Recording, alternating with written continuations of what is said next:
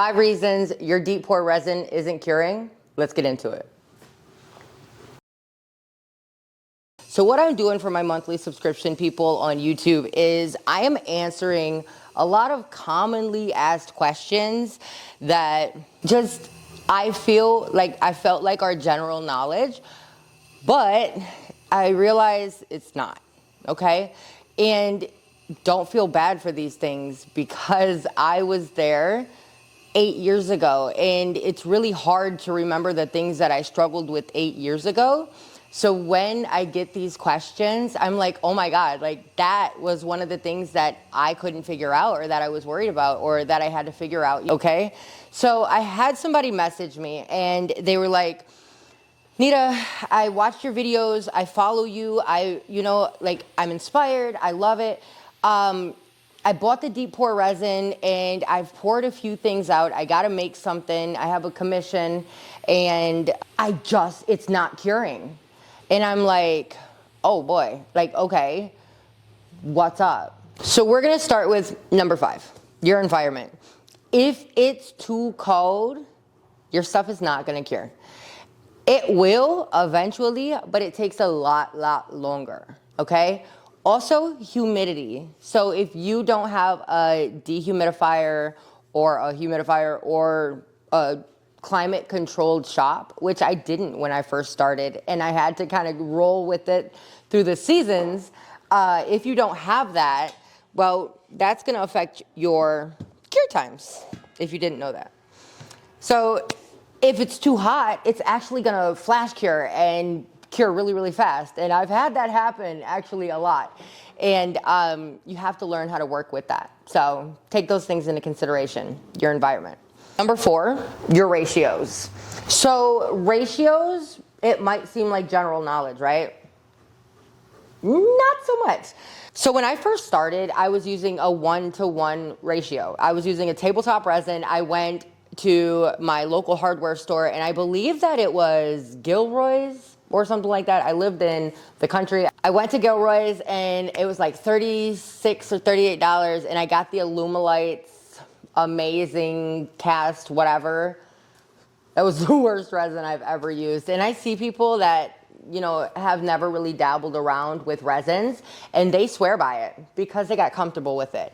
Just because you're comfortable with something doesn't mean that's the best resin for you to do the job.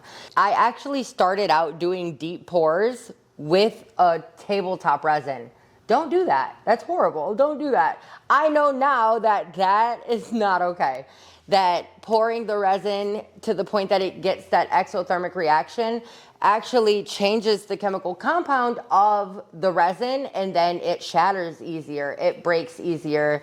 It's just not okay. It's not supposed to happen. It's not okay, okay? So, ratios, when you switch to a deep pore resin, the viscosity is way different and the makeup is different. So, when you get into those, it is a 2-to-1 or a 3-to-1 mix ratio, okay? So 2 parts A, 1 part B. 3 parts A, 1 part B. And this is gonna go by, I'm in the United States, I know across seas, a lot of those are measured by weight.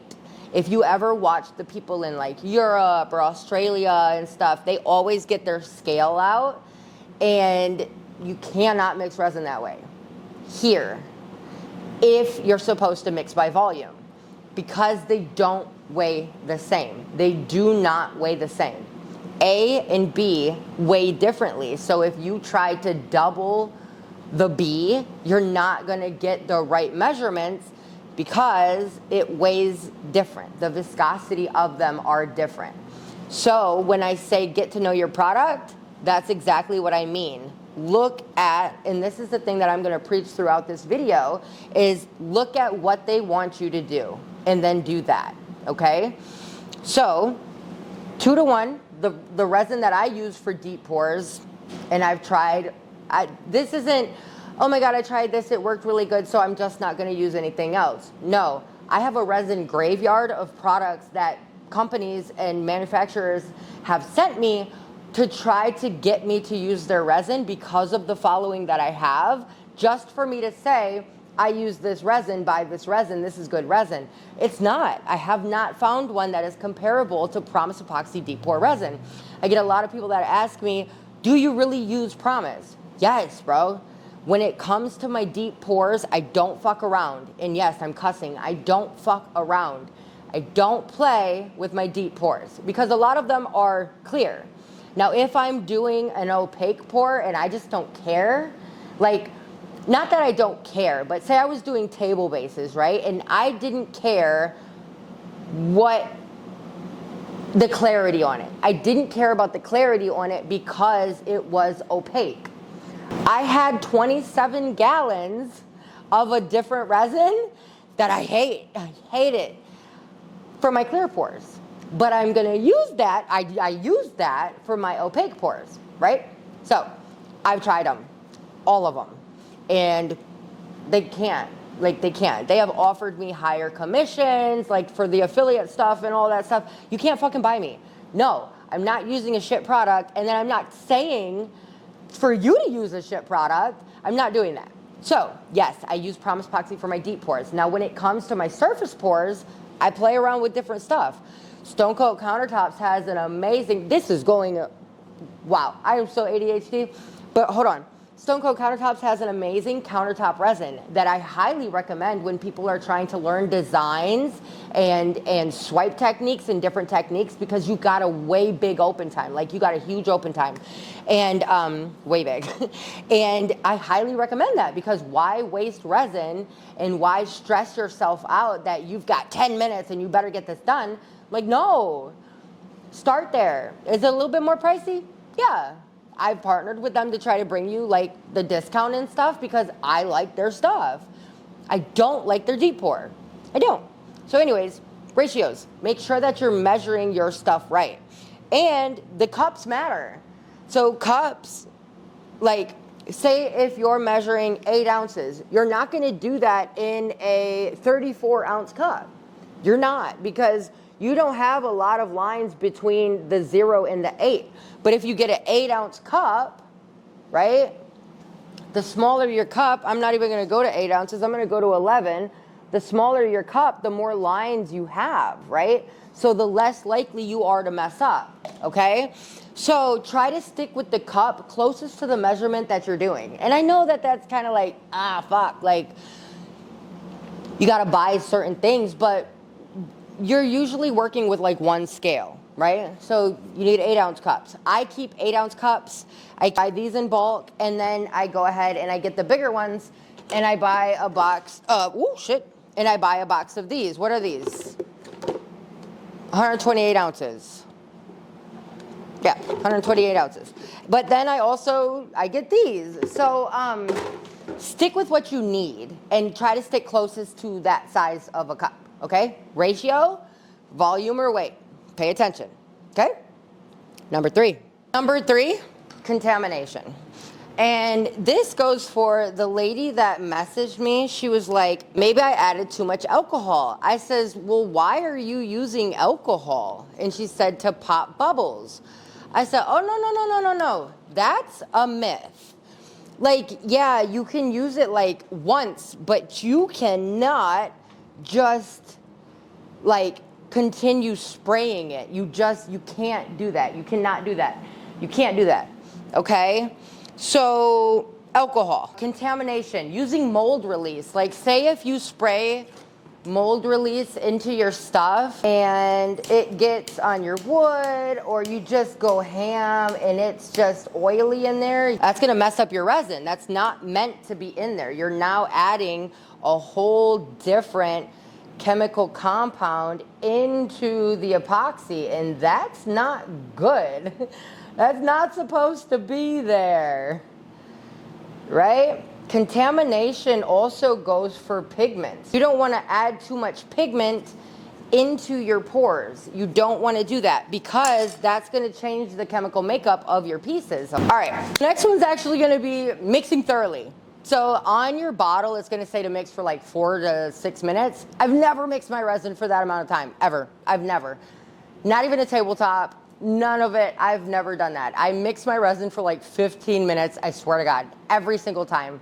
I mix my resin for like 15 minutes. Mix thoroughly. Scrape the sides, scrape the bottom, warm it up if it's cold. Take that time. Now, what this lady's thing was, I'm not gonna call her out, but I reread her message and she said, I have wasted so much resin in these last 2 days. And as I'm talking to her and I'm like, okay, yeah, it's probably the alcohol. Did you mix right? Did you measure right? Like, what happened? And she said the first one was the measurement thing. And then secondly, I was like, that, and then probably like lay off on that alcohol. Like, let it do its thing and then come in tomorrow. And then if you want to spray it, spray it. But let those bubbles come to the surface. Like, you don't gotta, it's not gonna cure to the point that you gotta just keep spraying and spraying and spraying. It's not gonna do that, okay? So let it do its thing, and then about 16 hours later, come in and spray it.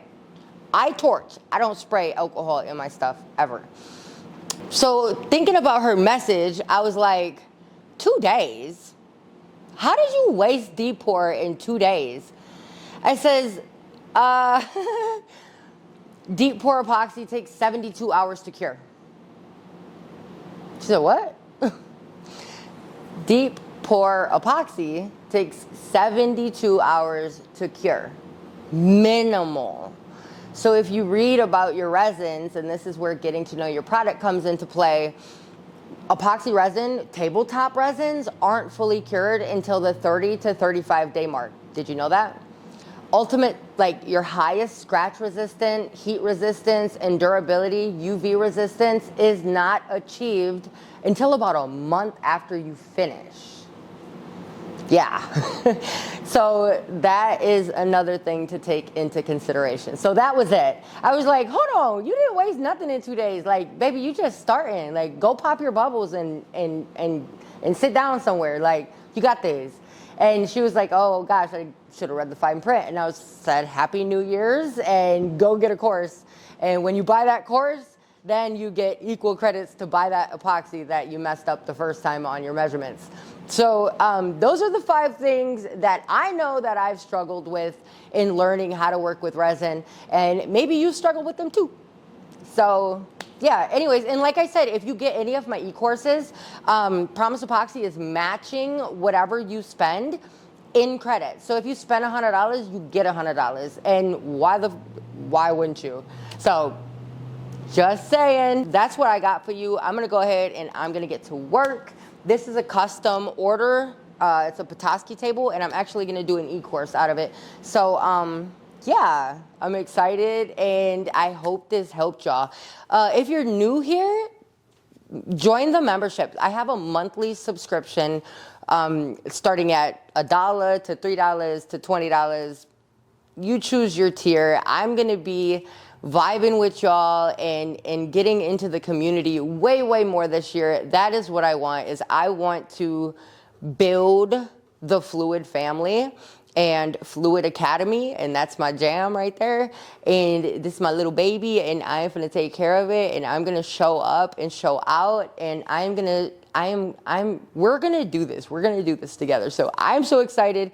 Thank you for watching. Follow, like, share, all the things. I'll catch you next time.